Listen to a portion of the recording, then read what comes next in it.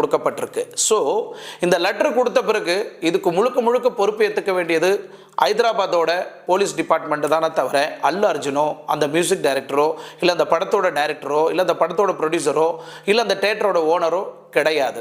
ஏன்னா முறையாக அவங்க லெட்டர் கொடுத்து பர்மிஷன் வாங்கி தான் அந்த ஷோவை நடத்தியிருக்கிறாங்களே தவிர இப்போ அந்த கொலை நடந்து போச்சு, அந்த டெத் ஆகி போச்சு, இதனால் நாங்கள் அல்லு அர்ஜுனை அரெஸ்ட் பண்ணுறோம் அப்படின்னு இப்போது கோர்ட்டில் ப்ரொடியூஸ் பண்ணி. ஸோ ஹைதராபாத்தில் இருக்கக்கூடிய சஞ்சல்கூடா சென்ட்ரல் ஜெயிலில் அல்லு அர்ஜுன் 14 நாளுக்கு 14 டேஸ்க்கு அவர் ஜெயிலுக்குள்ளே இருக்கணும் அப்படின்னு கோர்ட் ஆர்டர் போட்டிருக்கிறாங்க.